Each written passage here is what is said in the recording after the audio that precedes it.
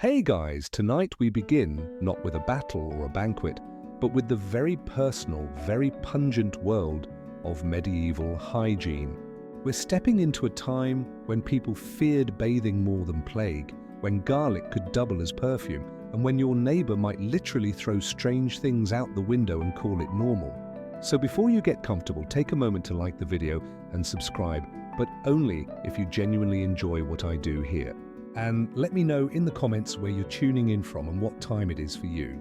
It's always fascinating to see who's joining us from around the world. Now dim the lights, maybe turn on a fan for that soft background hum. And let's ease into tonight's journey together. Cleanliness is next to godliness, said absolutely no one in the 14th century. Let's begin with a surprising fact. In the early Middle Ages, bathing was actually considered a good thing. Monasteries had bathhouse. Roman traditions of soaking and scrubbing still lingered in some corners of Europe. But over time, particularly by the late medieval period, the idea of bathing shifted from healthy to hazardous. So what changed? In short, fear, superstition, and a wildly incorrect understanding of how the human body worked. People believed that hot water opened the pores, which they thought allowed illness to seep in. Imagine bathing during a plague outbreak and thinking, "I've just turned myself into a sponge for death." That was the mindset. Bathing too often, they feared, could weaken your body and even invite disease. Water in this worldview wasn't cleansing, it was treacherous. It didn't help that bathhouse became morally suspicious. By the 13th and 14th centuries, many public bathhouses, once places of hygiene and even community, became social hubs with a rather scandalous reputation. Some operated like spas, others like brothel. Eventually, church leaders began to associate bathing with sin, which in medieval Europe was an excellent way to get things shut down. So instead of scrubbing down, many medieval folks just stopped bathing altogether. Not because they loved being dirty, but because staying dry was seen as safer, holier, and frankly, more modest. After all, being naked was one thing. Being naked in hot water, that was practically inviting the devil in for a splash. This doesn't mean everyone wandered around like a mud-covered goblin. People still cleaned themselves in bits and pieces, washing hands, faces, and feet with cloths and herbal rinses. But the full-body soak became rare, reserved for the very wealthy, the dangerously brave, or the terminally itchy. So yes, medieval people feared bathing, but not because they were lazy or ignorant. They were trying, in their own 14th century way, to stay healthy. Unfortunately, without germ theory, indoor plumbing, or a basic grasp of microbiology, the strategy was more paranoia than prevention. Once upon a time, in a town that didn't yet smell like horse manure and regret, the public bathhouse was a hub of hygiene, health, and mildly inappropriate social interaction. Inspired by lingering Roman influence, early medieval bathhouses offered warm water, communal tubs, and a hint of optimism. These were places where townsfolk could soak, steam, and chat, like a medieval spa day, minus the cucumbers and scented candles. Monks, merchants, and even lower nobles used them. Cleanliness for a brief moment in time was both possible and fashionable, and things got steamy in the worst way. By the 13th century, bathhouse had acquired a reputation for, let's say, multitasking. Bathing became less about cleanliness and more about companionship. Some bathhouses began offering extra services with attendants who were suspiciously friendly and water that had seen far too many strangers. The line between wellness and wantedness blurred fast. It didn't take long for the church to get involved. Public nudity, even when paired with a loofah, was frowned upon. Sexual misconduct even worse. Bathhouse became synonymous with sin, disease, and scandal. And once the Black Death rolled into town, people were more than happy to shut them down permanently. After all, you can't spread plague through a public tub if the tub's been boarded shut and declared morally compromised. But it wasn't just sin and sickness that doomed the bathhouse. It was suspicion. Over time, bathing itself began to seem indulgent, even dangerous. The very idea of soaking your body in warm water, especially with strangers, felt like a gateway to both physical and spiritual ruin. and so one by one the bathhouses closed. Some were turned into bakeries, others were simply abandoned and left to rot. A poetic fate, really, for buildings meant to keep people clean. Meanwhile, in monasteries, monks quietly lamented the loss. Many had maintained hygienic practices for centuries, including scheduled bathing, but now even that was in question. The church wasn't banning hygiene outright, just making it incredibly difficult to achieve. Thus began the golden age of dry cleaning, medieval style. Soap became optional, water became suspicious, and the bathhouse just another relic of a time when scrubbing didn't come with consequences. Despite the church's growing horror at naked elbows and the widespread belief that a hot bath could let the plague in through your pores, medieval people didn't completely abandon the idea of bathing. They just turned it into something you'd do once a season or when the smell became sentient. Let's begin with the nobles. Yes, wealthy people bathed, though not so often that their rubber ducks got wrinkly. They had servants lug in cauldrons of boiling water because indoor plumbing was still centuries away. Pour it into a large wooden tub lined with a linen sheet and sprinkle it with herbs like lavender, sage, or whatever was growing nearby that didn't smell like feet. This wasn't so much a bath as it was a soup you sat in. The bath was often prepared in the bedroom or near a fireplace. Privacy optional depending on your level of power or shamelessness. Some even shared the tub with their spouse because what's more romantic than floating in each other's filth like medieval fondue? The poor bathed too, but usually in rivers, barrels, or anything that held water and didn't bite. It wasn't about hygiene. It was about efficiency. Might as well wash the kid, the shirt, and the goat all at once, was probably said more than once. In winter, bathing took a back seat to survival. So instead of soap and water, people turned to a strategy known as pretend you're clean and just keep walking. A few urban bathhouses survived, particularly in southern Europe, where warmer weather and better plumbing kept the dream of cleanliness alive. These were sometimes well run with steam rooms and herbal treatments. Other times, they doubled as venues for extracurricular activities not approved by the Vatican. Either way, you left refreshed, mildly steamed, and possibly slightly judged. For special occasions like childbirth or plague recovery, people would get proper baths because nothing says welcome to the world, or please don't die like being dipped in a barrel of tepid rosemary water. When full-body immersion became suspect, thanks to the belief that hot water invited disease like an open bar, the medieval world turned to the next best thing, the humble sponge bath. Except they didn't really have sponges, at least not the soft, mass-produced kind you can buy at any modern store. Instead, they used linen cloths soaked in warm water, herbs, or vinegar, and wiped themselves down like they were trying to buff a stain off a very delicate chair. Hygiene in this context meant dabbing. If you were lucky, someone else did it for you. If you were noble, someone else did it reluctantly. These partial washes focused on hands, face, armpits, and occasionally the feet, the height traffic areas, so to speak. Under layers of clothing, particularly linen shirts and shifts, helped absorb sweat and grime, meaning that changing your shirt regularly was about as close to modern hygiene as you were going to get. Your tunic may have been crusty, but your undershirt fresh. Of course, nobody was fooling themselves into thinking this was proper cleaning. But if water was limited, or if you believed a proper bath might invite the Black Death, this was the safe bet. And in a world without deodorant, toothpaste, or showers, a cloth soaked in rosewater or vinegar was the medieval equivalent of a spa day, minus the spa, and really minus the day.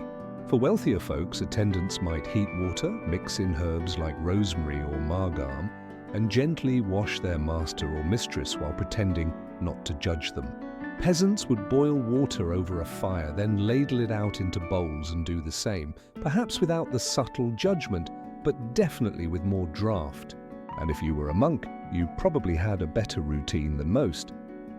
Many monastic orders required scheduled washing, even if it was more spiritual than sanitary. Either way, the result was the same: a quick rub down, a whisper of moisture, and a renewed sense of being just clean enough to not scare the livestock. So, no, it wasn't glamorous, But it worked, more or less, at least until you had to ride a horse for 6 hours through mud. If medieval hair had a motto, it would probably be flammable but fragrant. Contrary to popular belief, people didn't walk around with matted bird nests on their heads, at least not intentionally. They did, in fact, wash their hair, just not frequently and certainly not with anything resembling shampoo. So, what did they use? A variety of home-brewed concoctions that sounded like the first draft of a spell book. One popular choice was lye soap made from wood ash and animal fat, which was great for cutting through grease and also your scalp if used too often. Pair that with water of dubious quality and you've got yourself a medieval chemical peel. For those hoping to preserve their follicles a little longer, egg yolks were sometimes used as a gentler cleanser. And yes, that meant sitting in a freezing hut with raw eggs sliding down your neck while trying to convince yourself this was nourishing. Others rinsed with beer, which, if nothing else, made you smell like you'd had a wild night, even if you were just trying to remove lice. Some hair washing recipes included vinegar infusions with rosemary or lavender, which did double duty. They covered up other smells and gave the illusion of care. But let's be clear, no one was lathering up and rinsing twice.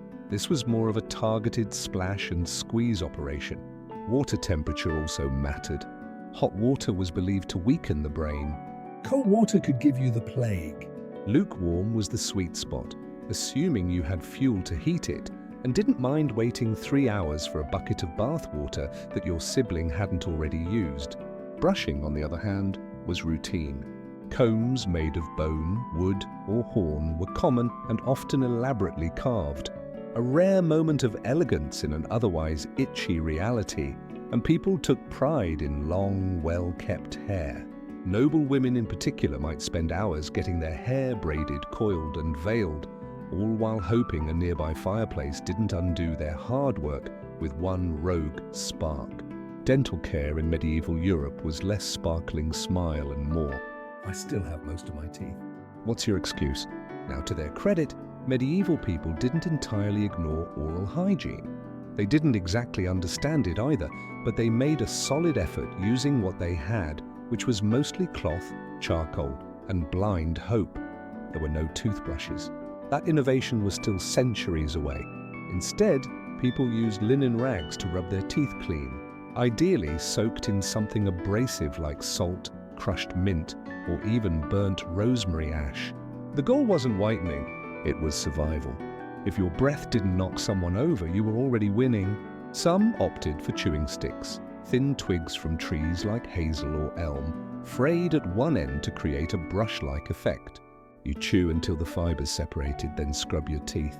Think of it as the original biodegradable toothbrush, organic, compostable, and weirdly bark-flavored. To freshen breath, people chewed fennel seeds, cloves, or cardamom, depending on what they could afford or steal from the spice rack. In wealthier circles, you might rinse your mouth with vinegar, wine, or even myrrh water, because nothing says dental sophistication like gargling a fluid also used to embalm pharaohs. And if you're wondering about toothpaste, it did sort of exist. Some recipes included powdered charcoal, crushed eggshells, and oyster shell ash mixed with honey or oil to form a gritty paste. If your mouth didn't feel cleaner afterward, it at least felt sand-lasted. Now, dentists, if you could call them that, were usually barbers on their off days. If a tooth was loose, infected, or just annoying, the solution was simple. Yank it out. No anesthetic, no questions. Just a wooden chair, a strong grip, and a few words to God. After are included rinsing with wine and hoping your soul left your body before the infection set in. Despite all this, medieval people weren't necessarily toothless. Diets were lower in processed sugar, and many rural folks had better dental health than modern snackers. But when rot did set in, it set in fast. And the only toothpaste strong enough to fix it was divine intervention. Let's be honest. If you time-raveled to a bustling medieval town square, your first reaction wouldn't be awe, it would be gagging, because medieval Europe smelled committed. Committed to being unforgettable. There was no sewage system, no deodorant, and very few functioning bathtubs, which meant the average street smelled like a combination of sweat, animals, rotting food, and optimism. If your nose survived a trip through the fish market and past the tanner's shop, congratulations. You'd already done better than most tourists. So how did people deal with this olfactory chaos? They got creative. Enter the pomander, a small hollow ball filled with herbs and spices, worn around the neck or tucked into clothing like a medieval Glade plug-in. These were stuffed with cloves, cinnamon, lavender, or musk, and often dipped in ambery, whale bath but fancy, to make them smell pleasant. Think of it as carrying around your own portable air filter, only it didn't purify anything, just politely overpowered the filth. Ladies often wore scented sachets in their bodices, both to mask their own body odor and to ward off the smell of others. Some even braided herbs like rosemary or margam directly into their hair. It was equal parts hygiene, fashion, and spiritual pest control.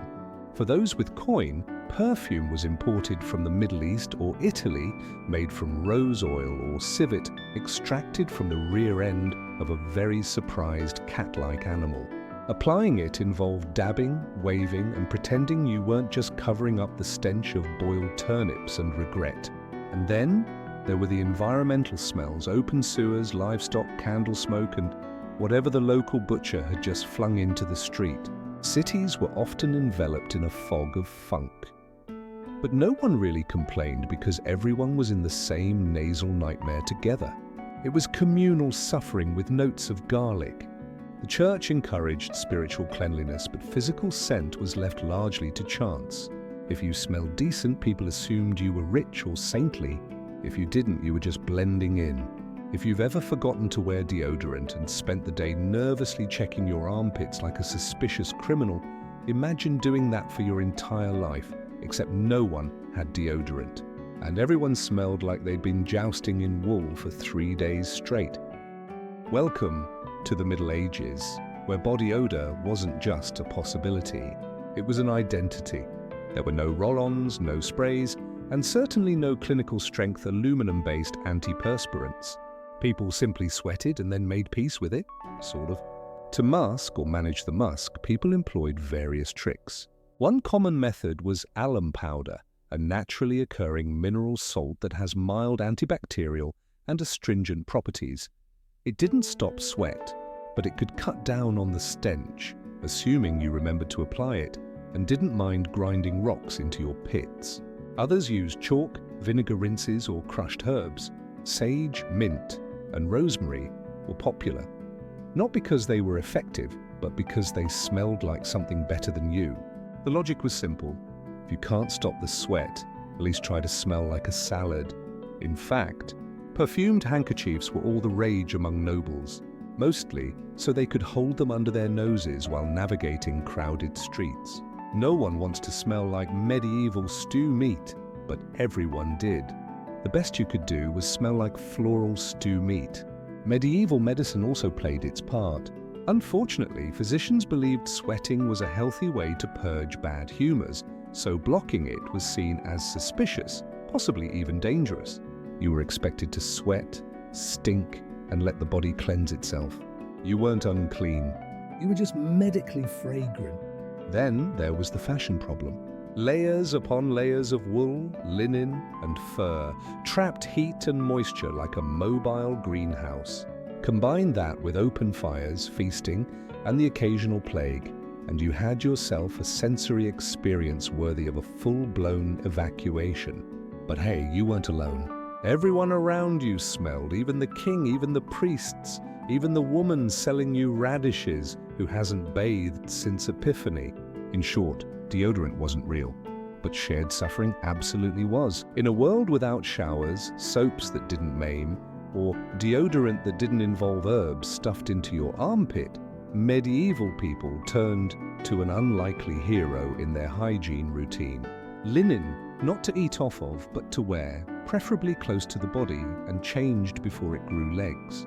Linen undergarments were the unsung saviors of the Middle Ages, breathable, absorbent, and surprisingly durable. They were worn beneath the heavier, more unwashable layers of wool and fur. Linen shirts, chemises and shifts soaked up the sweat, grime, and everything else the body enthusiastically produced in a world that celebrated moisture but misunderstood soap. The logic was elegant. Wash the linen, not the person. Because scrubbing your own body was risky, see the plague, but scrubbing your shirt perfectly safe. People might go weeks without bathing, but they would change their underlayer, sometimes even twice a week, which by medieval standards was practically saintly. Linen was so respected that it became a status signal. If your shirt was white and relatively clean, people assumed you had your life together. If it was grey, crusty and sprouting mold, well, you were either poor, possessed, or recently resurrected. For women, the linen shift was essential. It protected outer garments from sweat, and perhaps more importantly, from the smell of sweat. It was the medieval version of Frasier, only less chemical and far more judgmental if not maintained. Knights wore linen under their armor to avoid turning into baked ham during tournaments. Monks wore it under their habits. Even peasants wore linen tunics, though usually patched, threadbare, and held together by sheer willpower. Of course, washing linen wasn't fun. It involved boiling water, lye, beating the fabric on rocks and hoping the river didn't sweep it away. But it was still easier than bathing yourself or dealing with the spiritual consequences of baring your chest to a tub of warm water. If there was one thing truly consistent in the medieval hygiene routine, it was itching. Not because people were allergic to linen or hay, though, let's be honest, probably that too, but because they were constantly playing host to an entire traveling circus of lice, fleas, and mites. Lice were such an everyday nuisance that they were basically treated like unwanted roommates. You didn't get lice, you just had lice. Everyone did. Rich, poor, pious, drunk. Lice didn't discriminate. They were the true equalizers of medieval society. So what did people do? Well, for starters, they combed. Lice combs, often made of bone or wood, were common personal items, like a toothbrush is today, except instead of polishing teeth, you were raking bugs off your scalp like some kind of tiny, screaming orchard. These combs had fine, closely packed teeth, designed to pull out the critters, their eggs, and most of your patience. Another method, boiling clothes or baking them near the fire. The heat could kill the lice, assuming you didn't burn your only tunic in the process. This is also why you might see medieval illustrations of people holding up their shirts near a flame. It wasn't laundry day, it was pest execution. And then there was the classic technique of shaving one's head, particularly among monks or those who could get away with a bald look. Removing all hair was an effective, if dramatic, solution. Sometimes a wig was worn on top, which ironically could become its own lice hotel if not cleaned properly. Still, the logic was clear. No hair, no home for the vermin. Fleas were another problem, especially for those sleeping in straw mattresses or surrounded by animals. There weren't flea collars or bug sprays, only smoke fumigation and herbal sachets tossed between the sheets. Some believed certain smells repelled the pests. Others probably just hoped the fleas moved on to someone smellier. But the real solution was endurance. Everyone itched, everyone scratched. It was part of life, like taxes, death, or stepping in something unspeakable near the market stalls. The medieval toilet. A term that feels wildly optimistic, because in truth, going to the bathroom in the Middle Ages was less about comfort and more about creative improvisation and lowered expectations. Let's start with the elite. Castles had guardrobes which were basically closets with a hole in a stone bench that dropped straight down, sometimes into a moat, sometimes into a pit, and occasionally into an unfortunate patch of earth someone forgot to fence off. These were often located high up in towers for privacy and the added thrill of gravity. If you were below one, you learned quickly not to loiter. Peasants, on the other hand, had fewer luxuries. Most did their business outside in the woods, near the river, or behind the barn. Some villages had communal pits, essentially outhouses with very low standards and even lower privacy. Your neighbor might be in there discussing crop yields mid-squat. For nighttime needs, chamber pots were the star of the show. These portable pots were tucked under beds or beside sleeping areas. ready to receive contributions in the dead of night. If you've never had the pleasure of relieving yourself into a cold ceramic bowl next to your sleeping family in the pitch dark, congratulations. You're not medieval. And what did they do with the contents of said pots?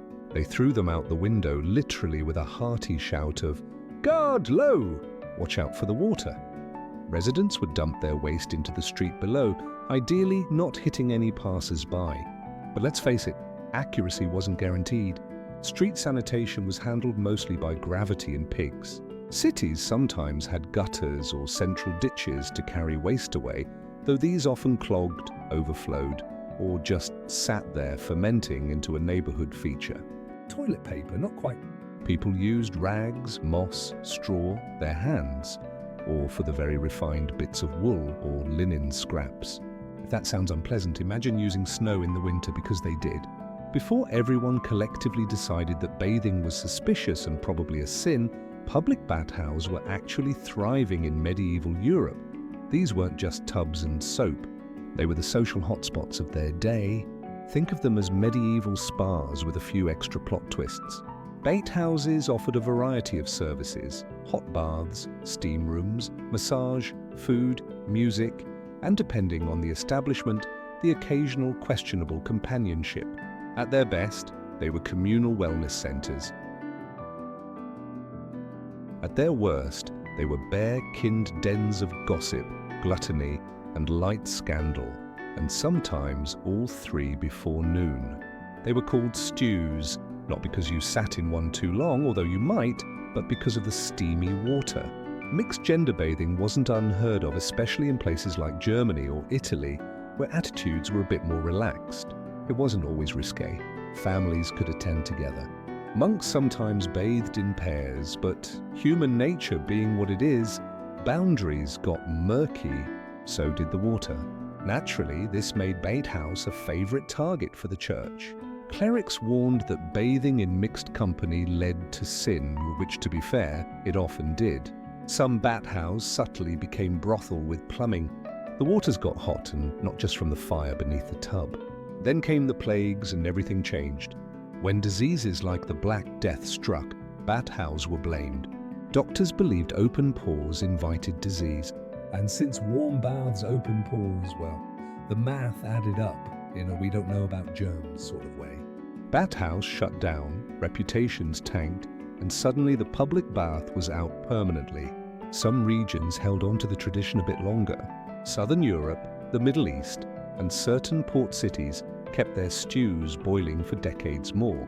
But in Northern and Central Europe, bathhouses began to vanish faster than your dignity after slipping into a communal tub. What remained was a mix of nostalgia and paranoia. Bathhouses had been warm, lively places, but they'd also become symbols of sin, disease, and damp decision. By the 1500s, the average person wasn't soaking with strangers anymore. They were dabbing at their armpits with vinegar and praying for the invention of soap that didn't smell like goat. Soap in the Middle Ages was a lot like medicine at the time. Harsh, experimental, and likely to make you question your life choices. It technically worked, but using it felt more like punishment than self-care. The most common recipe, a hearty blend of animal fat and lye, or if you want to sound fancy, rendered tallow and wood ash. When combined, these ingredients created a substance that could strip dirt, oil, and possibly your soul from any surface.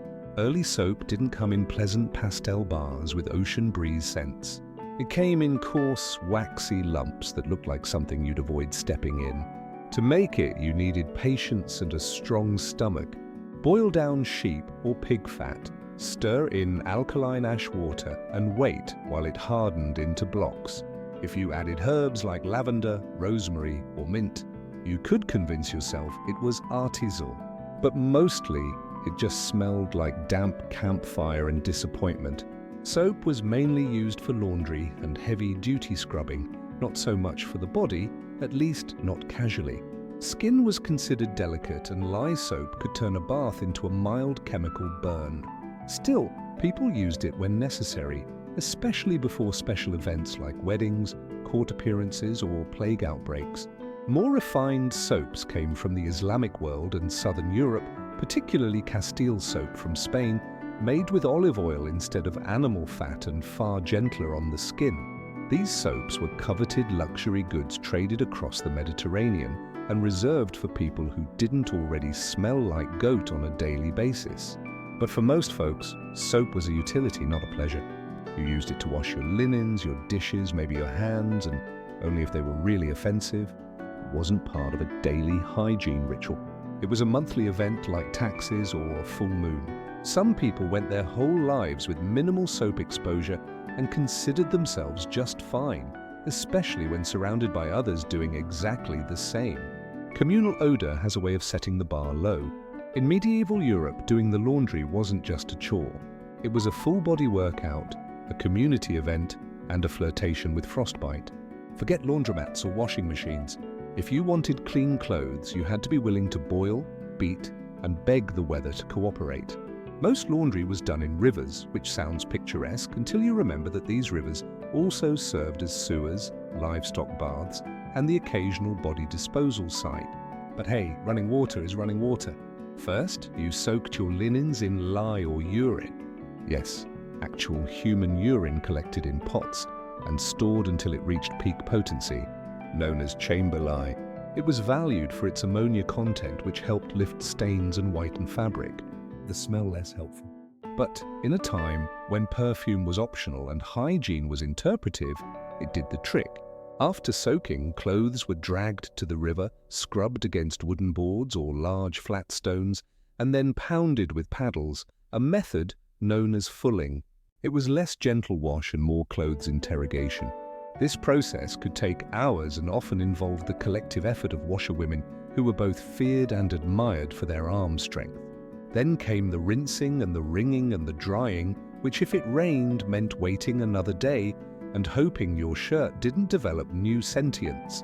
Clothes were often spread across bushes, hedges, or stretched on lines between trees and peasant huts.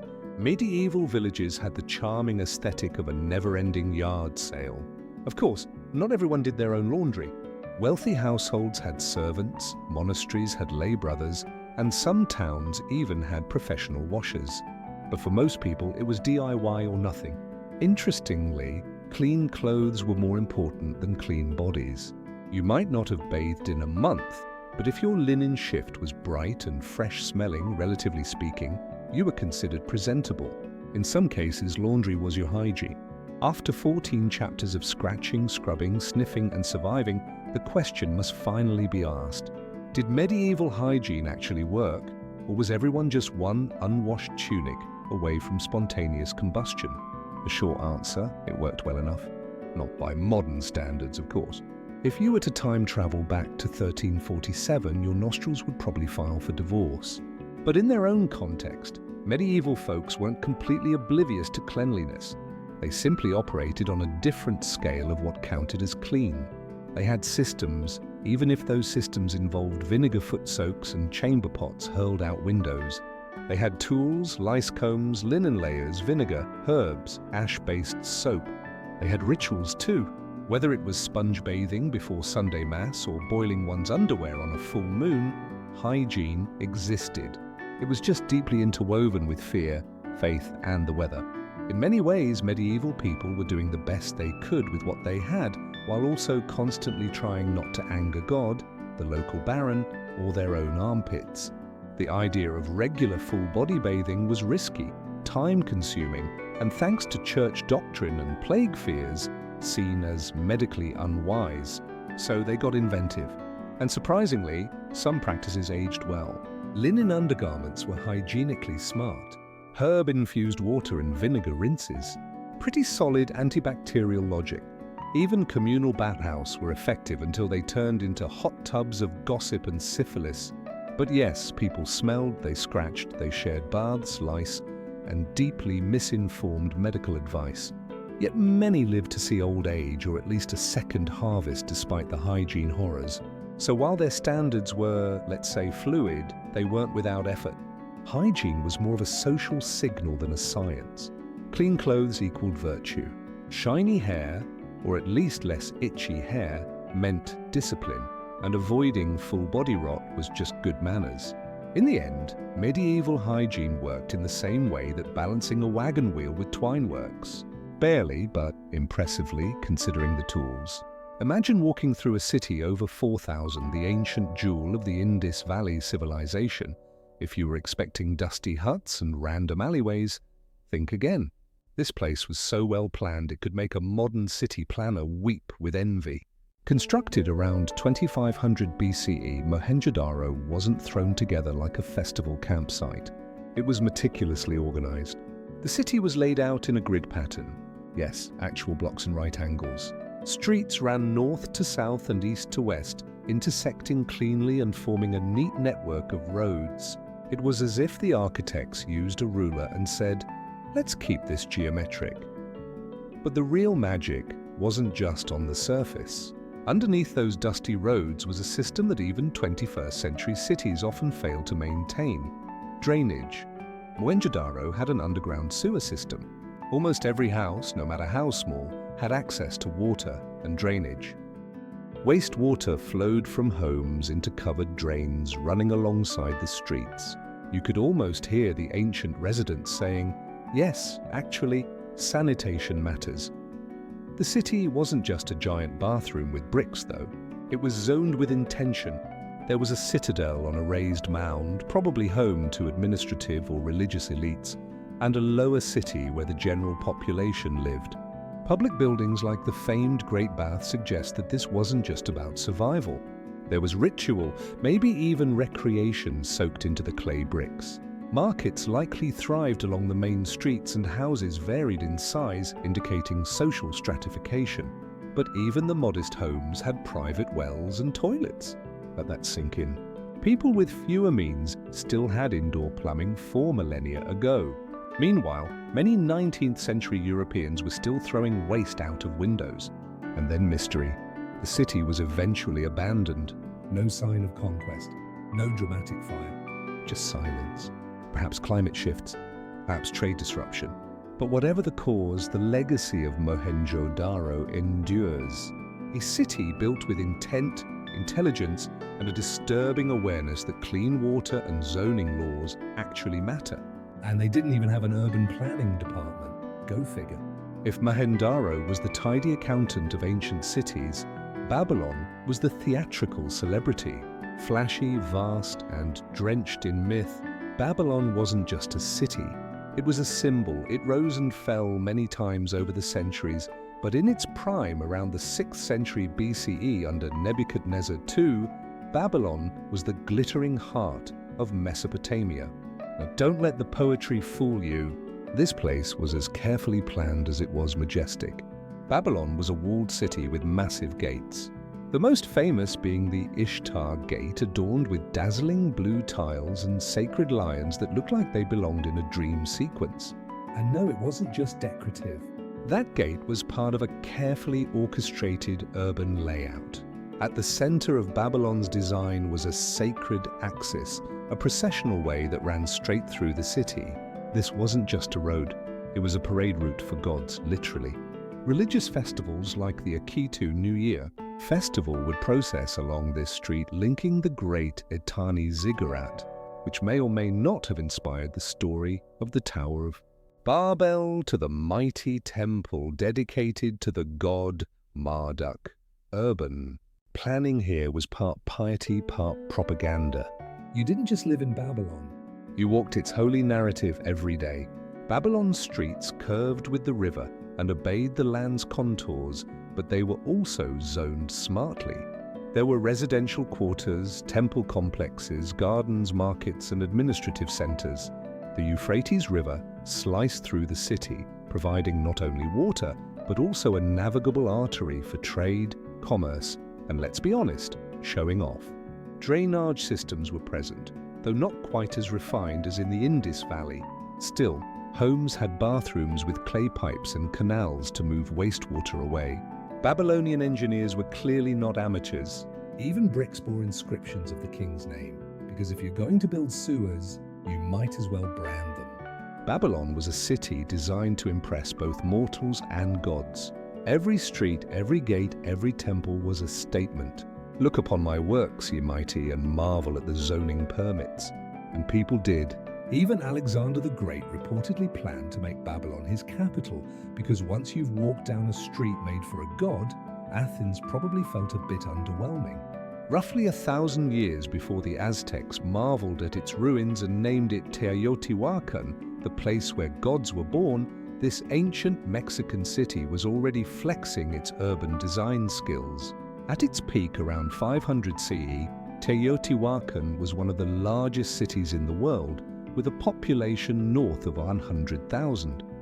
And unlike the chaotic sprawl of some modern megacities, this place was deliberately mapped out with the precision of a sacred geometry student who never forgot their protractor, the city's most iconic feature, the Avenue of the Dead. Despite its morbid name, thanks Aztecs, it was less a cemetery and more a ceremonial boulevard stretching over 2 miles. This grand avenue was no accident. It was a central axis aligned with astronomical events and flanked by temples, plazas, elite residences and bustling market zones. It connected the Pyramid of the Moon at the north with the enormous Pyramid of the Sun, creating a sacred spine that structured the entire city. Now here's where things get even more advanced. Teotihuacan's layout was orthogonal. The whole city followed a grid system tilted about 15.5 degrees off true north, possibly to align with specific celestial phenomena or sacred mountains. It wasn't random. It was cosmological. This was urban planning with a cosmic compass and zoning. Absolutely. Residential compounds were laid out in modular blocks, often housing multiple families with access to shared patios and drainage systems. Some compounds were highly decorated, indicating wealth, while others showed a more communal working-class lifestyle. This wasn't just a city, it was organized society made visible in stone and stucco. Teotihuacan also had a complex water management system. Canals and drains ran alongside streets and through residential zones, helping to prevent flooding in the rainy season. Engineers clearly understood their environment and planned accordingly. You get the sense they would have been deeply offended by potholes. There's still much we don't know who ruled how power was structured. But we do know this. The city was built to impress both the eyes and the skies. Teotihuacan was a blueprint of order, combining ritual with rationality.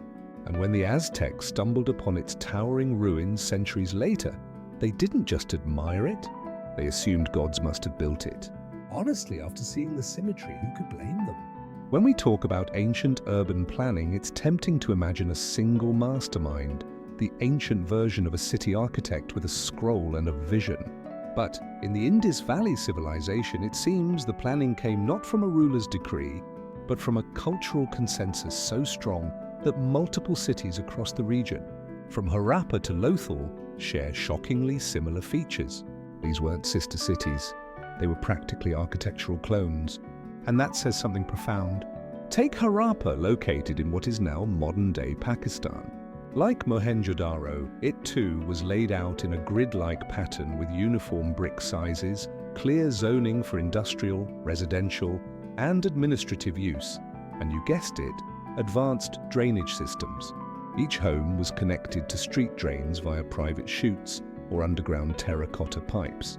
This wasn't just sanitation. It was dignity by design, ensuring that even common citizens had clean facilities. Lothal, another in-city near the Arabian Sea, added a new layer of sophistication, port planning. Yes, Lothal had a dockyard, possibly the earliest known in the world, complete with a massive basin and gates to control water levels. This wasn't just a riverside outpost. It was a shipping hub with infrastructure that anticipated tides and flow patterns. And you thought Venice was clever. What makes it even more remarkable is that there's no evidence of kings, palaces, or military fortresses, no statues of ruling elites, no epic inscriptions boasting about victories.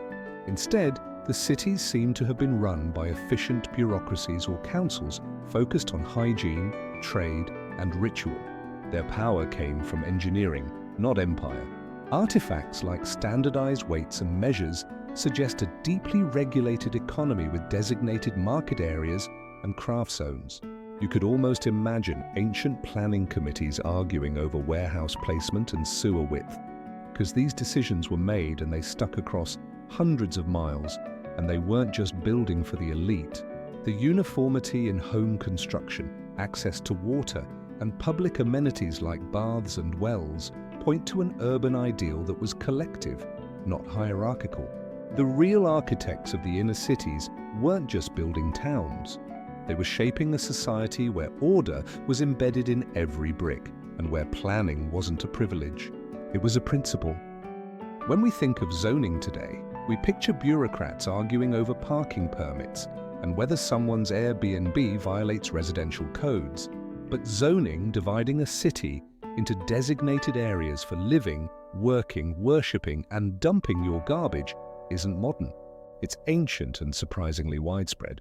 Cities like Mohenjo-daro, Babylon, and Teotihuacan weren't just random clusters of buildings.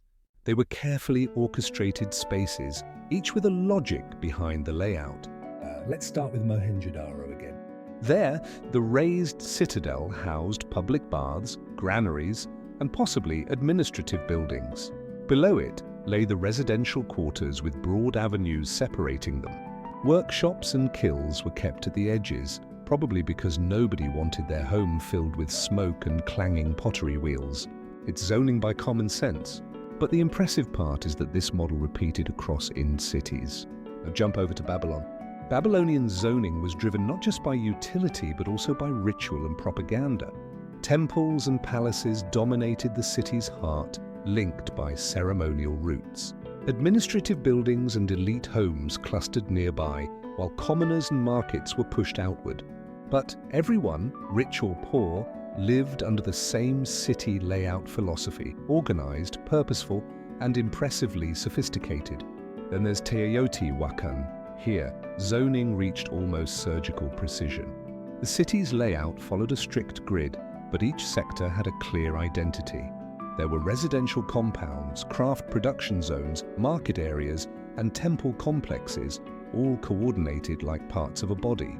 Some compounds even housed immigrants, entire neighborhoods of people from Waka or the Gulf Coast, each built in the architectural style of their homeland. It was zoning plus multiculturalism in 500 CE. This level of spatial organization shows one critical thing. These weren't just cities, they were intentional societies. Urban space reflected values, be they spiritual, political, or economic. Where you lived, where you worked, where you worshiped, these were all pre-mapped by people who understood not only how humans move, but how they relate. And no, they didn't need modern GIS software, just observation engineering, and maybe a divine mandate or two. Because when a society can enforce zoning laws without Twitter outrage or lawsuits, their urban planning game was ahead of its time. We love to imagine the ancient world as gloriously filthy, muddy streets, chamber pots, and the unmistakable perfume of unwashed crowds. But the truth, some ancient cities cared a lot about sanitation. In fact, several had public hygiene systems that would make a 19th century European blush.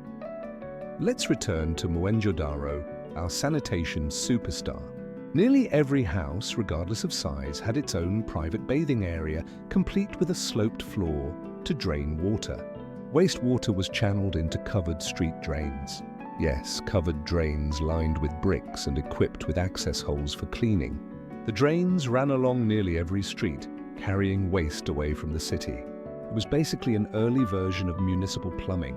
This was not just clever, it was revolutionary. Compare that to Babylon, where hygiene was more symbolic.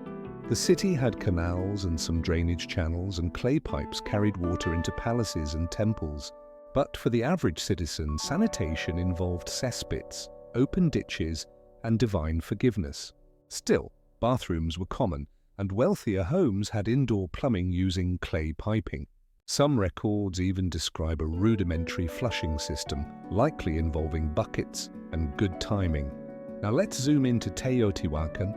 Though not as obsessed with drainage as the Indus Valley, Teotihuacan still featured carefully engineered stormwater canals and separate sewage systems in elite compounds. Many residential complexes had internal drains, and public buildings often had designated latrines. Cleanliness wasn't just about comfort, it was likely tied to religious purity, especially in ritual areas like temples or the Avenue of the Dead. Even smaller cities in the ancient world like Lothal and Harappa reflect a deep understanding of hydrology with wells, reservoirs, and strategically sloped streets to prevent flooding. Imagine planning an entire town with gravity and seasonal monsoons in mind, and then pulling it off in 2400 BCE. What makes all of this impressive isn't just the tech, it's the mindset. These civilizations viewed water not just as a necessity, but as something to be schnelled, shared, and respected. Hygiene wasn't a luxury for the elite. It was embedded in the urban design itself. Modern cities still struggle with waste management. These ancients, they were already digging trenches and laying bricks, quietly reminding us that flushing is a civilizational achievement. If temples were where ancient people spoke to the gods, markets were where they negotiated with each other and likely argued over the price of onions. Every ancient city we've explored so far had a beating economic heart, and that heart pulsed in the form of carefully planned marketplaces, trade routes, and economic zoning. In Babylon, markets were not a chaotic afterthought squeezed between temples. They were institutionalized, woven into the urban grid, and regulated by law. The Code of Hammurabi, one of the oldest known legal texts, devotes dozens of clauses to trade practices, weights, measures, and merchant behavior. Markets bustled with activity under porticos and open-air squares. Grains, textiles, wine, slaves, and livestock changed hands while scribes tracked debts and transactions. This wasn't just shopping, it was commerce with legal infrastructure. Now shift to Teotihuacan, where things get even more fascinating. The city hosted enormous market plazas, especially near the Ciudadela complex, where thousands gathered to trade obsidian tools, cacao, feathers, ceramics, and salt. Unlike the highly centralized temple economies of some cultures, Teotihuacan's market system appeared decentralized and community-driven, with different neighborhoods specializing in specific craft. Think of it as an ancient version of local Etsy shops, except your supplier lived in the next compound. Meanwhile, in Mohenjo-Daro and other Indar zones with wide avenues and adjacent warehouses, archaeologists have uncovered standardized weights and scales, suggesting a robust system of regulation. Goods from as far away as Mesopotamia, including seals and precious stones, have been found in Indus sites, indicating that international trade was a thing. Imagine your neighborhood fishmonger accepting Mesopotamian currency and not even blinking. But it wasn't just about money. Markets were social hubs. In Babylon, they were places to catch gossip, settle disputes, and see who was wearing the latest Assyrian tunic. In Teotihuacan, they were multicultural melting pots with traders and travelers from distant lands mingling among pyramids. Even the Indus cities, which lacked grand palaces or temples, prioritized economic zones in their design. Trade drove innovation. It demanded roads, regulation, and records. And ancient urban planners responded not with chaos, but with structure. Behind every sacred temple or fortress wall, there was a merchant yelling, "Best price in the city." In the ancient world, urban planning wasn't just about sewage systems and shopping districts. It was about the gods. Temples weren't hidden in quiet corners. They dominated skylines, sat atop the city's highest points, and demanded prime real estate. If markets were the city's heartbeat, temples were its soul, and ancient planners made sure everyone knew it. Start with Babylon. The skyline was pierced by the Etamani Ziggurat, a multi-tiered mountain of baked brick dedicated to the god Marduk. It was no modest shrine, it was an architectural flex measuring around 91 meters high. If ancient sources are to be believed, it was meant to bridge heaven and earth. And this wasn't just spiritual, it was centralized urban messaging. Roads led to the temple. Ceremonies revolved around it, and the entire city bowed architecturally and ritually to its divine core. Teotihuacan too placed its spiritual heart front and center. The Pyramid of the Sun and the Pyramid of the Moon weren't just ceremonial structures. They were urban anchors. The Avenue of the Dead connected these temples like a celestial path aligning with astronomical events and possibly even solstices. Everything from residential compounds to market spaces seemed to radiate out from these temples. They weren't background props.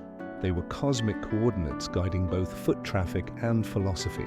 And then there's Mohenjo-Daro, which didn't have towering ziggurats or pyramids, but instead gave us the Great Bath, a large public water tank likely used for ritual purification.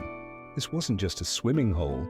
It was engineered with watertight bricks, a sophisticated drain system, and possibly linked to spiritual practices of cleanliness and rebirth. No idle-lined sanctuaries here, just water, geometry, and silence. In all these cities, sacred spaces were deliberately placed and functionally integrated. The temples weren't isolated. They were connected to processional roads, public courtyards, and administrative centers. Worship wasn't separate from life. It was life. Urban planning reflected this unity. These were not secular societies with temples. They were sacred landscapes disguised as cities. Every brick laid, every street carved, every plaza placed was part of a larger spiritual choreography.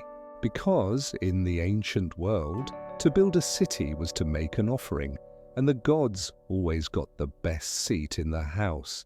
It's tempting to think of modern cities as products of innovation, blueprints, and civil engineering degrees. But dig a little deeper, literally, and you'll find that the bones of urban life were laid thousands of years ago by planners without concrete, bulldozers, or CAD software. The DNA of city planning, grids, zoning, sanitation, civic centers, religious spaces, was already etched into the earth by people we often underestimate. Take drainage. Mohenjo-Daro didn't just throw down a few ditches. They designed an integrated, multi-level wastewater system that ran through homes and beneath streets. The concept of universal access to sanitation, still elusive in parts of the modern world, was a standard in this Bronze Age metropolis. Babylon laid the groundwork for regulated commerce, civic infrastructure, and the symbolic use of space to reinforce power and religion. Teotihuacan gave us the template of the cosmic city, one where every road, plaza, and temple pointed to something bigger than the human eye could see. Its builders connected astronomy to architecture, embedding celestial rhythms into everyday movement. These weren't just settlements, they were philosophical blueprints. And then there's the psychological aspect. Ancient cities influenced behavior. Wide avenues allowed for processions and parades. Enclosed courtyards created communal spaces. Zoning wasn't just practical. It shaped how people interacted, how neighborhoods formed, and how authority was visualized. These choices told people where to gather, what was sacred, and how to live in harmony, or at least try. Modern urban planning owes much to this ancient foresight. Grids in Manhattan, sanitation in Amsterdam, temples turned into cathedrals turned into town halls. Even the idea of a civic center comes from these ancestral cityscapes. We still measure property. We still design cities around access, trade, spirituality, and spectacle. What's changed is the technology, not the principle. And while we pave highways and erect skyscrapers, the core remains. Cities are stories we write in stone, brick, and steel. And the first chapters of that story, they were carved with copper tools, planned with star charts, and sustained by people who believed that good living required good planning. So the next time you walk down a city street, remember you're not just moving through space. You're walking through 4,000 years of ideas quietly whispering beneath your feet. Hadrian was not born in the heart of Rome, but on its distant western fringe. He came into the world in 76 CE in Italica, a Romanized town in the province of Hispania, Beetica, modern-day southern Spain. Though geographically far from the capital, Hadrian's family was anything but provincial. They were wealthy, elite, and thoroughly Roman in culture and ambition. Most importantly, his father's side was related by blood to Marcus Ulpius Trajanus, the man who would later become Emperor Trajan. Hadrian lost both of his parents at around age 10, a formative tragedy that thrust him into the guardianship of Trajan and Publius Acilius Ataenus, a Roman knight. These two men would shape the trajectory of his life. While many young nobles were steered toward military or political careers, Hadrian gravitated toward Greek literature, philosophy, and the arts. He spoke Greek fluently, read Homer obsessively, and preferred a scroll to a sword, at least early on.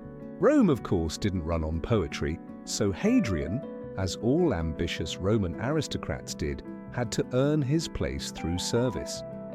He began as a military tribune first in Lower Moea, then in Upper Moea, and finally in Pannonia. He proved himself a competent officer, but his deeper talents lay in administration and statecraft. Trajan's rise to the emperorship in 98 CE marked a turning point for Hadrian. Though their relationship was sometimes strained, Hadrian was known for being sharp-tongued, arrogant, and a bit too intellectual for some. Trajan nonetheless kept him close. Hadrian became a quaestor, then tribune of the plebs, and steadily climbed the curse of Sonorum, Rome's ladder of political advancement. He also married well. His bride was Vibia Sabina, Trajan's grandniece, a politically strategic union, though not a happy one. The marriage was likely loveless and distant, as Hadrian's personal interests leaned more toward philosophical companionship and male intimacy, especially in the case of his later beloved Antinous. Hadrian's early life was defined by this tension between military expectation and artistic temperament. He was a man from the edge of the empire, yet destined to lead it, not through brute force, but through calculated grace. In a world of conquest, he was already dreaming of marble columns and philosophical dialogue. When Emperor Trajan fell gravely ill in 117 CE, the question of succession became urgent and murky. Though Hadrian had long served in the imperial orbit, his claim to the throne wasn't universally accepted. Trajan had never publicly named a successor, and the political elite were divided over whether Hadrian, the aloof intellectual from Hispania, was truly the right man to lead Rome. Trajan died in Selinus in Asia Minor, far from the capital.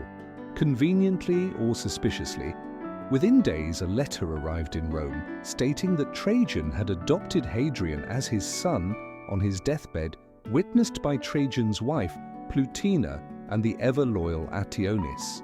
The timing was impeccable. Some senators whispered forgery. Others suspected that Plutina had orchestrated the whole affair, favoring Hadrian's administrative mind over the more militaristic candidates. Regardless of the circumstances, the Senate ratified Hadrian's accession, and he became emperor on August 11, 117 CE. But the transition was far from smooth. Almost immediately, Hadrian faced crisis. The empire had overextended under Trajan's military campaigns, particularly in Mesopotamia, where rebellion was brewing. Rather than continue aggressive expansion, Hadrian made the pragmatic and unpopular choice to withdraw from Trajan's eastern conquests, including Armenia and Mesopotamia. This angered many senators and military men who had bled for those victories. Hadrian was accused of cowardice, even betrayal. And then came the bloodbath. Shortly after his ascension, 4 prominent senators who had openly opposed Hadrian's rise were executed under vague charges of conspiracy. Hadrian publicly denied involvement, blaming Ationis, but few believed him. This act permanently tainted his relationship with the Senate, even as he tried to govern with restraint and lawfulness. The message was clear. Hadrian could philosophize like a Greek, but he would rule like a Roman. Despite political turbulence, Hadrian's first acts as emperor revealed his priorities. He cancelled debts, distributed money to the poor, and secured military loyalty with generous donatives. He made a symbolic break from endless conquest and began refocusing Rome's energy inward on consolidation, infrastructure, and stability. Hadrian may have come to power through whispered corridors and shadowy signatures, but once in the purple, he wasted no time in making the empire his own. Hadrian wasn't content to rule from the comfort of marble halls in Rome. Unlike most emperors, he saw the empire not as a distant abstraction, but as a living, breathing landscape, and he was determined to walk it. From the moment he secured his throne, Hadrian set out on a mission to visit nearly every province under his control. It wasn't ceremonial. It was hands-on governance, inspection, correction, diplomacy, and vision, all wrapped in sandals and sweat. Over the next 2 decades, Hadrian would log more miles than any emperor before or after him. His first major tour began in 121 CE and lasted nearly 5 years. He traveled through Gaul, Germania, Britannia, Hispania, Africa, the Balkans, Greece, and Asia Minor, not by chariot, but often on foot alongside his soldiers. It was part leadership, part spectacle. In Britannia, Hadrian witnessed firsthand the instability along Rome's northern frontier. The Caledonian tribes, future Scots, were relentless. Rome had pushed too far, and Hadrian opted to pull back and fortify. The result was his most famous legacy, Hadrian's Wall, a 73-metre-long stone barrier stretching across northern England. It wasn't just military, it was psychological. A statement of limits. Rome would defend what it had, not reach endlessly for more. In Africa, he inspected fortresses and addressed infrastructure. In Asia Minor, he funded public works and temples. In Egypt, he was treated like a living god and nearly drowned on the Nile. Everywhere he went, he tied the empire together through appearances, policy, and architectural patronage. But his favorite stop was always Greece. Hadrian adored Hellenic culture, its language, philosophy, and aesthetics. He participated in the Eleusinian mysteries, patronized philosophers, and even earned the nickname Graculus in his youth. He wasn't insulted, he leaned into it. In Athens, he financed the completion of the temple of Olympian Zeus, began construction of the Library of Hadrian, and sought to revive the Pan-Hellenic League, uniting Greek cities under cultural pride. His travels weren't vacations, they were statecraft. By physically appearing in every corner of the empire, Hadrian reminded the provinces they were not forgotten. He wasn't just the emperor in Rome, he was the emperor on their roads, in their markets, inspecting their temples, and sharing their dust. Hadrian didn't just walk the empire. He reimagined it in stone. He was a builder by passion, not just policy. His reign marked a golden age of imperial architecture, where concrete and marble became tools of philosophy, power, and cultural fusion. Wherever he went, Hadrian left behind arches, aqueducts, baths, theatres, and temples, not just as monuments, but as blueprints for a unified empire. Perhaps his most iconic contribution within Rome itself was the Pantheon, rebuilt under his orders around 126 CE. While Agrippa's earlier version had burned down, Hadrian's vision transformed it into one of the most enduring buildings in history. With its massive dome and oculus, the Pantheon became a marvel of Roman engineering and a symbol of the heavens touching the earth. It was religious, geometric, cosmic, and deeply Hebraic. Then there was his villa at Tivoli, a sprawling complex east of Rome that became both retreat and laboratory. Unlike typical imperial villas, Hadrian's estate was a curated architectural portfolio. It replicated famous landmarks from across the empire: Egyptian colonnades, Greek stoas, and even a miniature canal modeled on the Nile. This wasn't a villa. It was a philosopher king's dreamscape, a statement that Rome encompassed all worlds. Across the provinces, he launched massive infrastructure campaigns.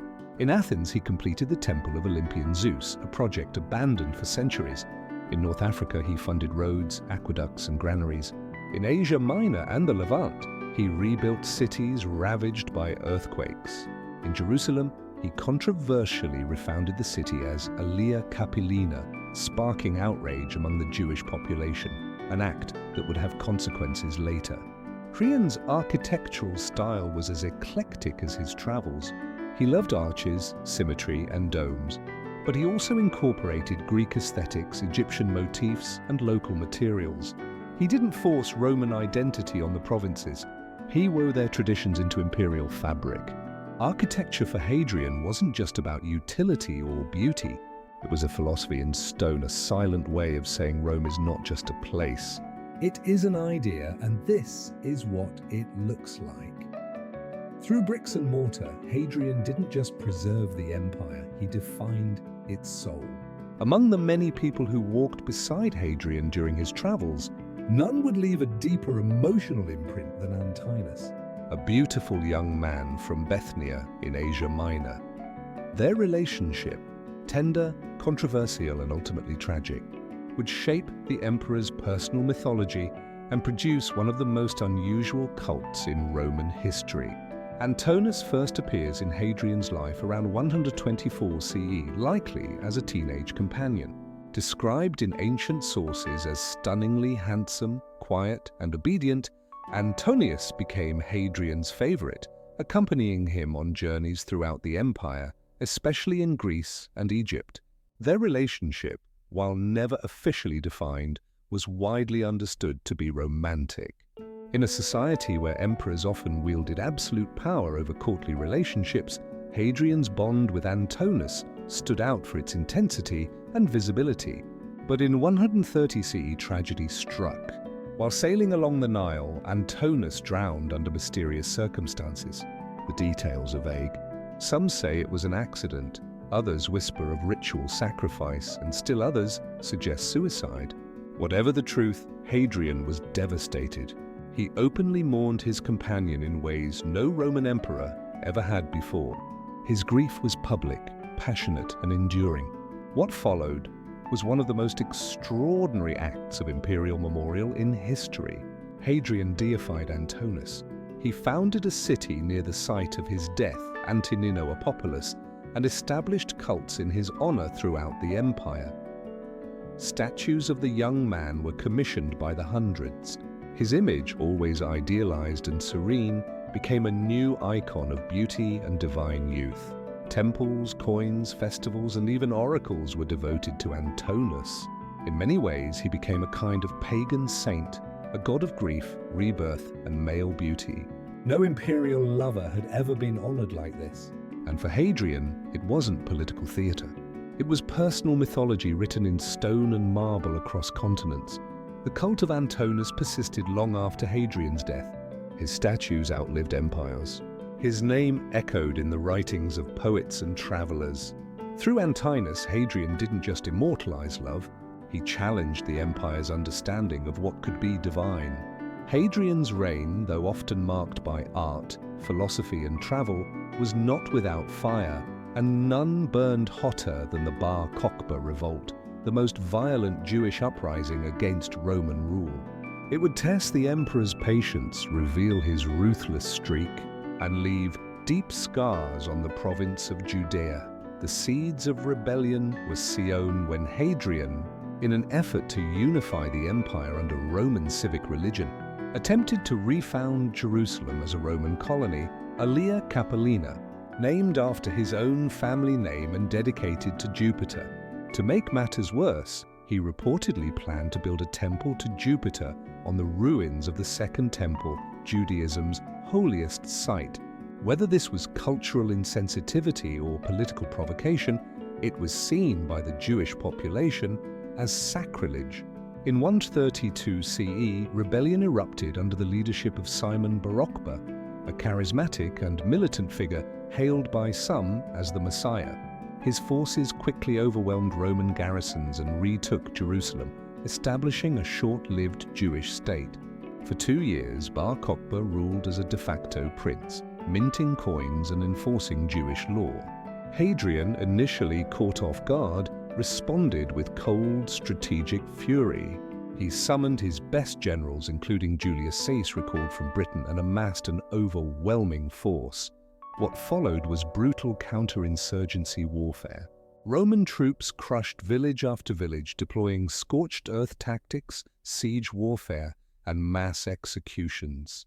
No mercy was shown to rebels or civilians suspected of aiding them. By 135 CE, the revolt was over. Barba was dead. The province was devastated. Over 500,000 Jews were killed, according to Roman sources, and countless others were enslaved. Judea was renamed Syria Palestina, a deliberate move to erase Jewish ties to the land. Jewish religious practices were restricted and the population scattered. Hadrian, once the emperor of architecture and elegance, had shown his iron fist. His rule over Judea remains one of the darkest chapters of his reign, one marked not by roads or domes, but by fire, ashes, and exile. It was a harsh reminder. Hadrian could love books, gods, and boys, but if challenged, he would rule with Roman steel. After years of restless travel, monumental construction, and both diplomacy and brutality, Hadrian began to slow down. The final phase of his life was marked by illness, melancholy, and the deepening sense that even emperors cannot master mortality. The man who had walked the empire in sandals now rarely left his villa, and the philosopher king grew increasingly reclusive and morbid. By 133 CE, Hadrian was suffering from a chronic illness, likely a form of heart disease or kidney failure based on ancient descriptions of his bloating, weakness, and difficulty breathing. He grew irritable, depressed, and obsessed with his own death. He began composing poetry about mortality, often bleak and introspective.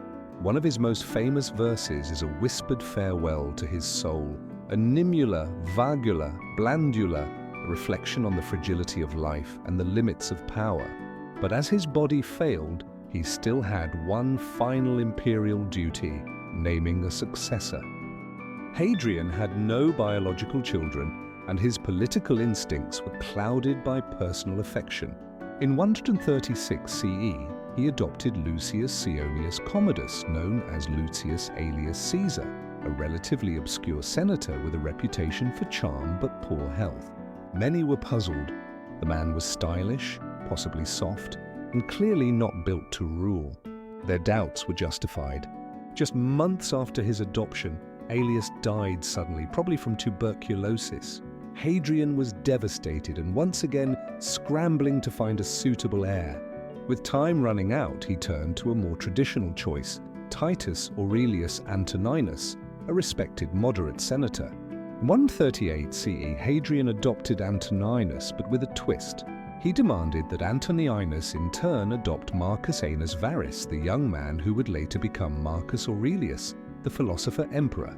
In this one act, Hadrian effectively engineered the next two generations of stable leadership. But it didn't ease his suffering. He retreated to his beloved villa at Tivoli, where he spent his final days surrounded by memories, sculptures, and the ghost of Antonius. His condition worsened, and in the end, he attempted suicide, multiple times only to be prevented by his attendants. His death finally came in July 138 CE at age 62. Hadrian's ashes were placed in the mausoleum he built for himself, a towering cylinder on the Tiber, later known as Castel Sant'Angelo.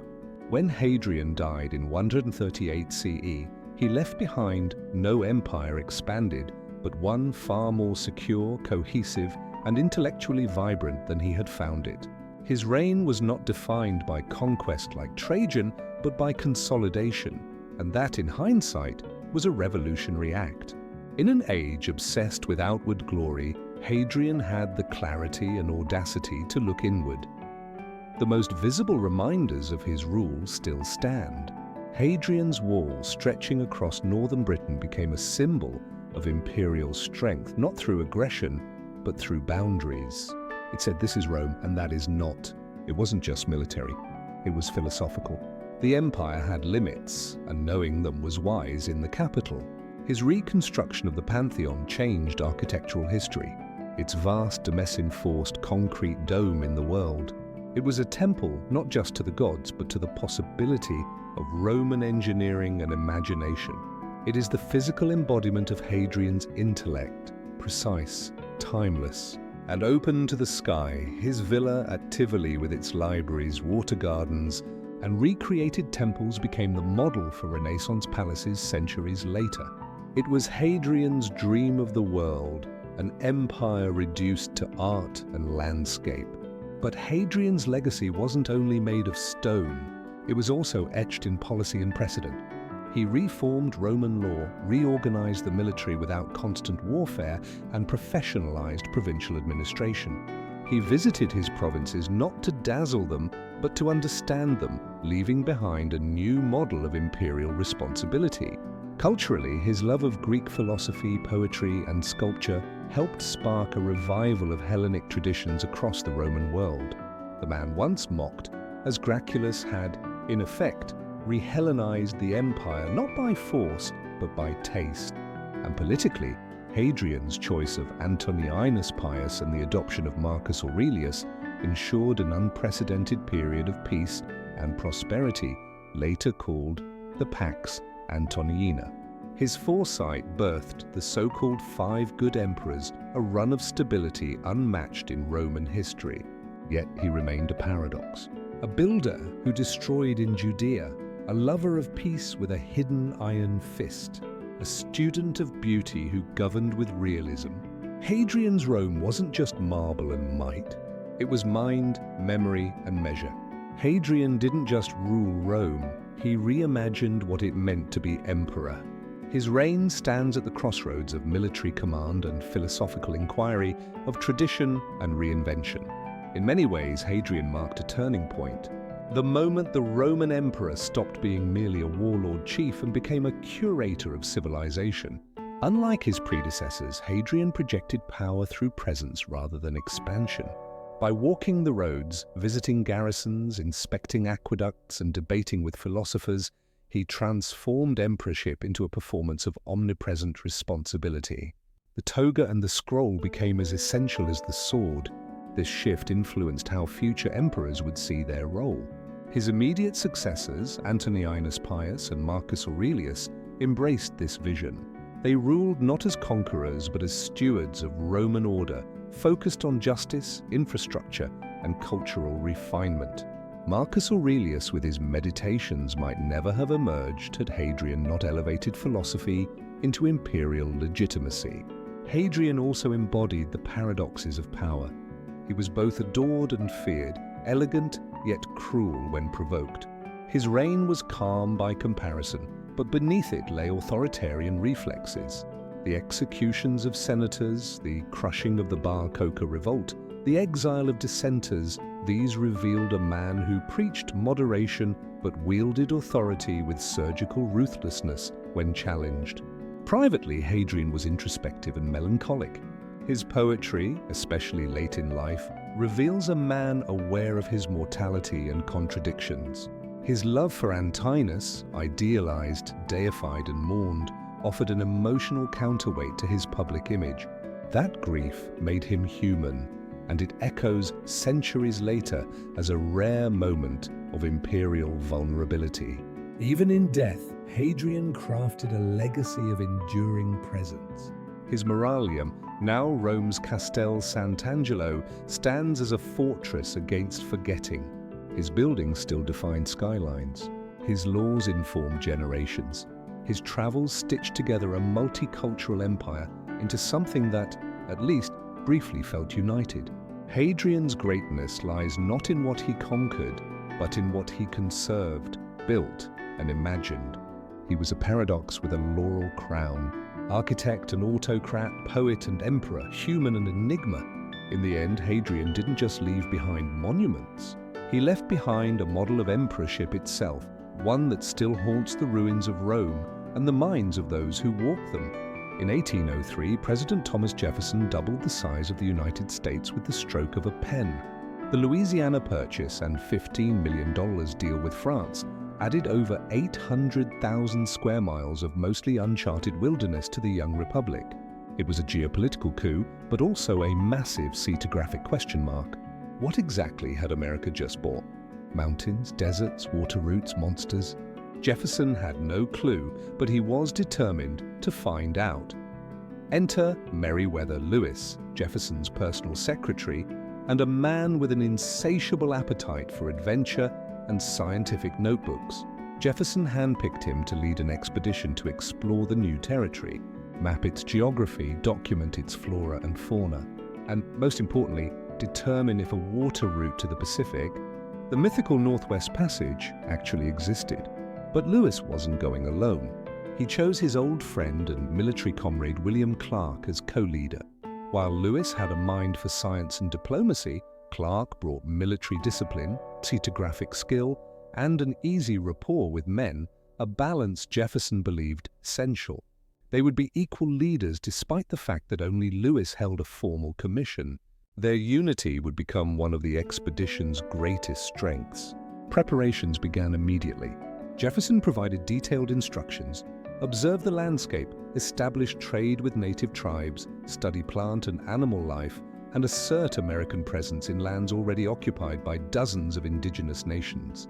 Subtle diplomacy wrapped in scientific curiosity. Supplies were gathered: compasses, sea extants, microscopes, gifts for native leaders like beads, mirrors, and peace medals, and even a collapsible iron frame boat, one that never quite worked, but looked great on paper. Dozens of men were recruited, mostly from the US Army. This group would become the Corps of Discovery, a name as ambitious as the journey itself. The expedition launched from Camp Dubois near S. Louise in May 1804. Ahead of them lay thousands of miles of unknown terrain, countless tribal nations, and a mission with no guarantee of return. But for Jefferson, Lewis, and Clark, the prize wasn't just land. It was knowledge, the kind that would transform America's future and define its frontier spirit. And so, with maps unwritten and journals blank, the Corps of Discovery set off into the wilderness, chasing a vision only barely glimpsed through Jefferson's dreams. On May 14, 1804, the Corps of Discovery pushed off from the banks of the Missouri River, beginning what would become a 2-year odyssey into lands few Americans had ever seen. Their departure was quiet. No parades, no cheering crowds, just 33 men in a keelboat and 2 pirogues hauling nearly 10 tons of supplies upstream into the wild. Their progress was slow. The Missouri River, while their main highway westward, was deceptively treacherous. Shifting sandbars, powerful currents, and dense forests made travel a daily grind. The men used poles, ropes, oars, and sheer will to inch forward against the flow. At times, it must have felt like rowing through wet cement. The crew consisted of hardened frontiersmen, expert hunters, French-Canadian boatmen, and a few soldiers with more grit than Polish. Among them were York, Clark's enslaved servant, whose strength and charisma would later earn him deep respect from native tribes, and Charles Floyd, a sergeant whose fate would remind them all how fragile life on the frontier could be. The team quickly fell into a disciplined routine. Clark, ever the seatographer, mapped every bend in the river.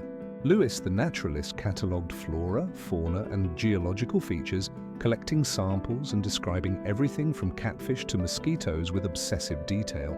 Every day they encountered new creatures, some majestic like bald eagles and elk, and others less welcome.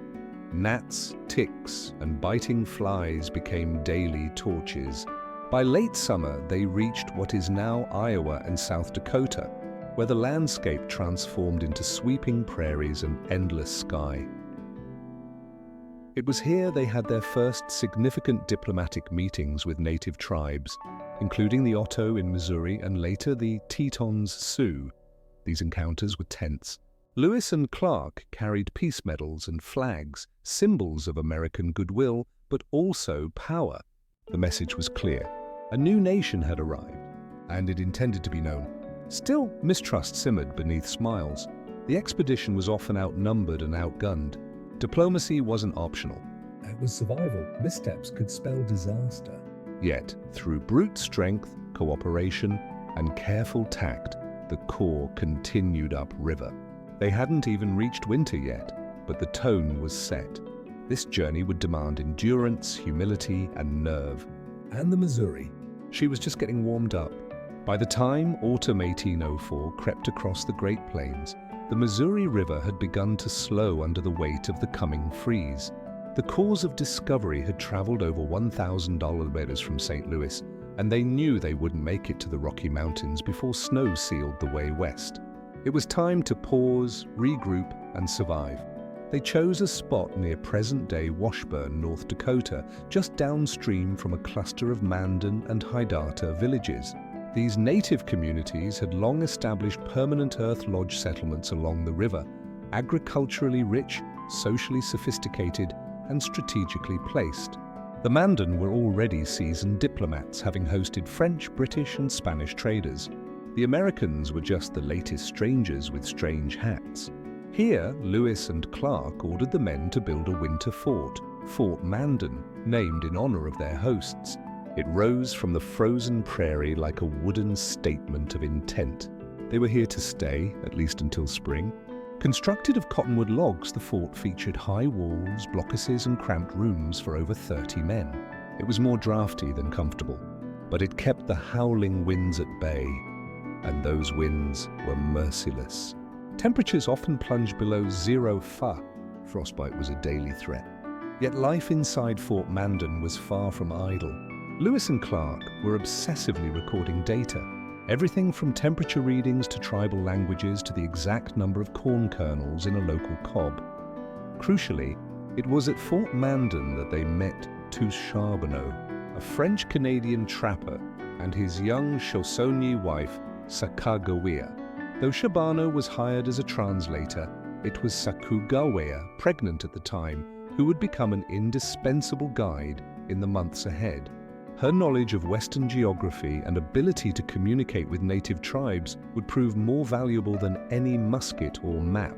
Relations with the Mandan were mostly peaceful, though tensions occasionally rose.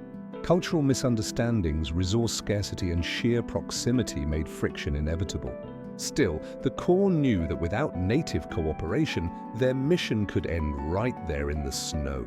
By spring 1805, with journals full, gear repaired, and Sacagawa's newborn son, John Baptiste, swaddled and ready, the Corps dismantled.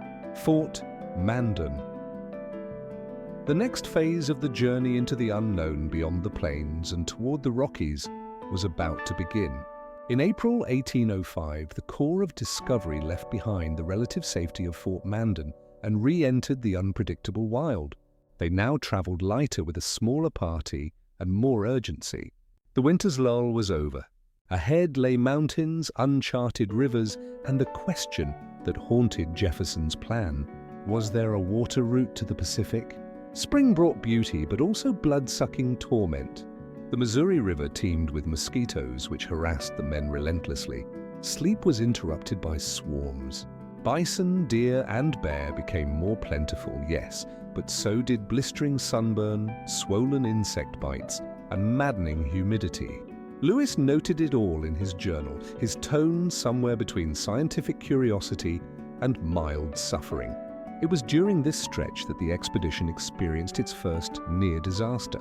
While attempting to retrieve a capsized pirogue, Sacagawea calmly rescued critical items, including Clark's journals and maps, earning even deeper respect from the men. She wasn't just a translator. She was a stabilizing force, cool under pressure, adaptable, and fiercely capable. By June, the Corps reached the Great Falls of the Missouri.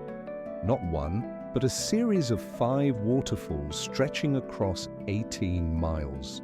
It was a magnificent natural wonder and an absolute nightmare to portage.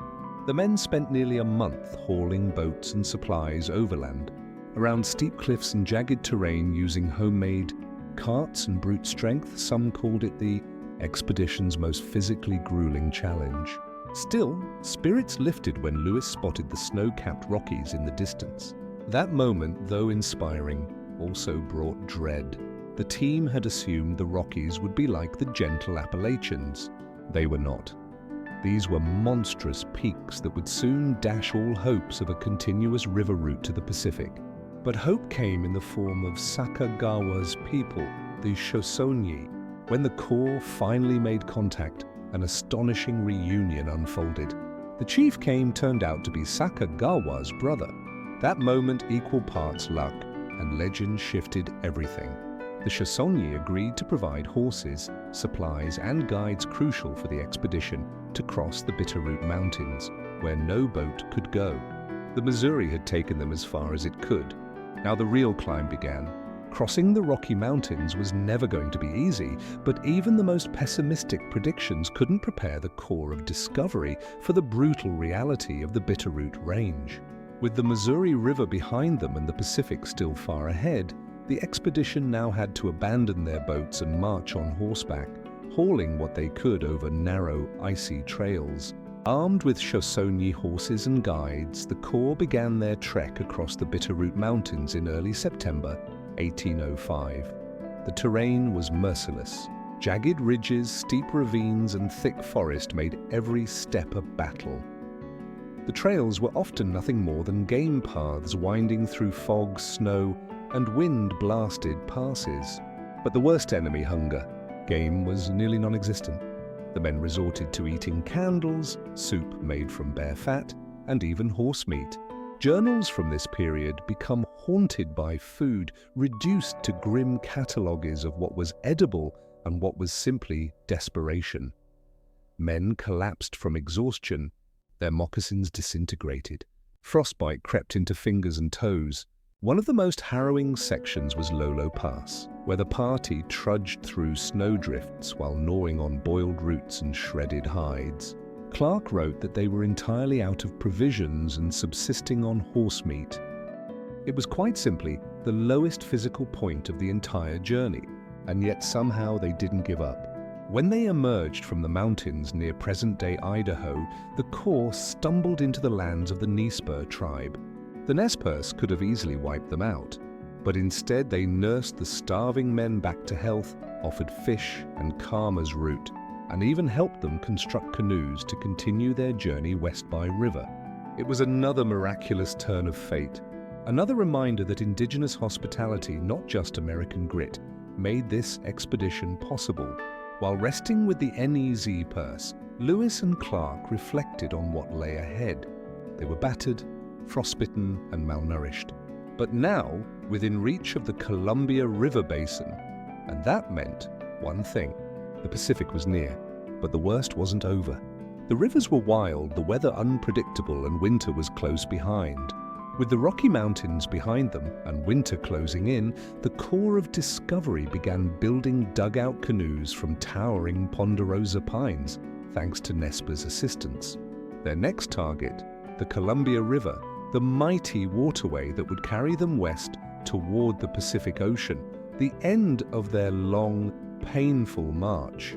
But if they thought paddling would be easier than mountain crossing, they were in for a wet, violent surprise. The Columbia was no lazy river. It was fast, rocky, and moody, and at times seemed to fight their very existence.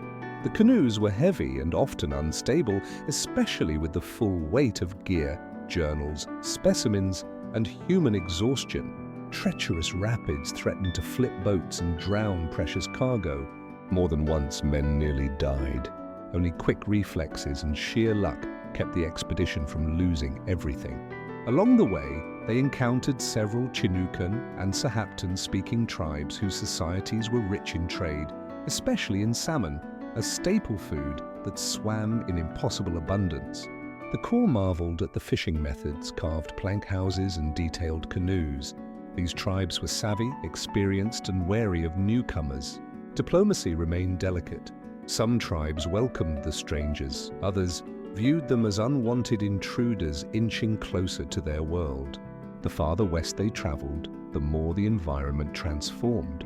Rain fell with merciless regularity. The lush forests of what is now Washington and Oregon were beautiful, but cold, damp, and utterly relentless. Clothing molded. Gunpowder became unreliable. The journals of Lewis and Clark during this period read like diaries from a soggy purgatory. Finally, in mid-November 1805, after 18 months of hardship, the Corps reached the mouth of the Columbia River. And there, through the grey, stormy mist, they caught their first glimpse of the Pacific Ocean. The moment should have been triumphant, but it was anything but romantic.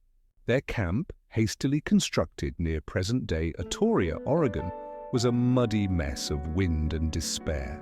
They named the site Fort Clatsop, and they would spend a long, wet winter there, cold, sick, and plagued by fleas. They spent their days making moccasins, boiling elk meat, and writing page after page of journals. They had made it, but the hardest truth now stared them down. They still had to go back. Reaching the Pacific Ocean in November 1805 should have marked a victory lap for the Corps of Discovery. But the ocean was not in a festive mood. Torrential rain, freezing temperatures, and relentless coastal storms turned their reward into a damp, muddy nightmare. With little choice, the expedition built a crude shelter on the south side of the Columbia River, naming it Fort Clatsop after the local Clatsop tribe. The winter of 1805-1806 was brutal. It rained every single day, except for 12. According to Clark's notes, the men's clothing rotted. Lice and fleas ran rampant, and scurvy loomed. Elk, their primary food source, had to be hunted daily, often miles from camp. The meat was tough, lean, and barely enough to keep body and morale from collapsing. Despite the discomfort, Lewis and Clark insisted on continued documentation. They detailed tribal customs, geography, weather, plants, and animals, adding hundreds of pages to the scientific record. Lewis meticulously described sea otters, while Clark improved the maps that would later guide generations of settlers. Even in misery, they remained obsessive observers. Interactions with local tribes were mixed. The Clatsop and Chinook peoples were accomplished traders with long-standing networks up and down the coast. They were polite, but not particularly enthusiastic about the Corps' presence. Negotiations over food or supplies often involved stern bargaining, not friendly hospitality. Unlike the Mandan or Nez Perce, these coastal tribes expected reciprocity, didn't mind showing impatience when the Americans offered less than impressive trade goods. And then there was boredom. Trapped in a fort made of soggy logs waiting for the weather to break, the men passed time making salt, mending clothes, and carving wooden souvenirs. Spirits ran low, illness spread. Even Lewis, usually the steel-eyed scientist, grew irritable and withdrawn. By March 1806, the Corps had had enough. With journals overflowing, samples preserved, and their bodies damp and stiff from months of hardship, they burned candles for the last time at Fort Clatsop, packed what little hadn't rotted, and turned their faces eastward. They had found the Pacific. Now came the real test, surviving the long, punishing return to civilization without the awe of the unknown, only the memory of every painful step ahead. In March 1806, the Corps of Discovery left Fort Clatsop with soaked clothing, exhausted bodies, and a singular goal: get home. They had accomplished what no other Americans had, reaching the Pacific overland. But the journey back would prove just as perilous, just as draining, and in some ways more complex. The wilderness they had once entered with curiosity now loomed with a different energy, familiar, but still unforgiving. They retraced their steps up the Columbia River, struggling once again with high currents, steep cliffs, and tense interactions with native tribes. Supplies ran low. Trade was difficult. The Chinook and other coastal tribes had grown even more cautious, perhaps sensing that the Americans' presence heralded a wave of changes they didn't welcome. By late spring, the Corps made it back across the Bitterroot Mountains with better weather and smarter preparation this time, though still a grueling test. When they reached the Nez Perce villages, they were welcomed like old friends. The tribe had safely kept their horses as promised and helped the Corps prepare for the next leg of the journey. Then Lewis and Clark made a bold decision. They would split the expedition into smaller groups to explore more territory. Lewis headed north toward the Maras River, hoping to map its connection to the Missouri and extend U.S. territorial claims. Clark followed the Yellowstone River, charting its course and searching for easier routes through the plains. It was a risky move. Communication between groups was impossible, and Lewis's path turned nearly fatal. In late July, Lewis's group encountered Blackfeet warriors who initially appeared friendly but grew suspicious when they saw the Americans' firearms and trade goods. One tense night turned deadly.